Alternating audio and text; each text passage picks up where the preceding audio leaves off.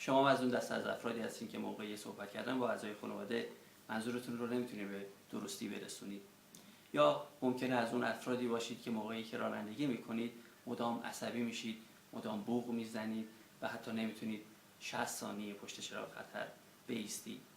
یا ممکنه از اون دسته از افرادی باشید که توی محل کارتون فکر میکنید که باید اونها تغییر بکنن، همکارانتون مدام از دستتون میرنجن و بیشتر از اونها خود شما از دست دیگران و خودتون میرنجید.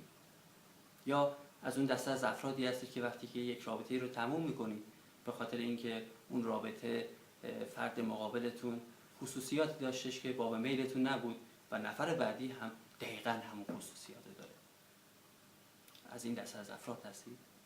شاید دلیلش این باشه که تا به امروز بیشتر وقتی که گذاشتید، بیشتر هزینه هایی که کردید صرف مسائلی بوده چون تفریح بوده، مثل لباس بوده، مثل پوشاک بوده یا چیزهای مختلفی بوده و خیلی کم به دل و ذهنتون پرداختید. مهارت هایی هستش که میتونه بهتون کمک بکنه، با یادگیریشون میتونید به یاد بگیرید که چطوری این مشکلاتتون رو برطرف بکنید. اگه تا این لحظه دارید این ویدیو رو نگاه میکنید احتمالاً یکی از این مشکلات رو داشتید.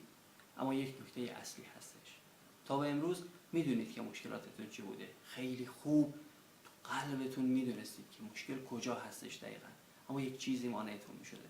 همیشه امروز رو گذاشتید فردا انجامش بدید. بهترین کار این هستش که خودتون رو بندازین توی آب. چه کار باید کرد؟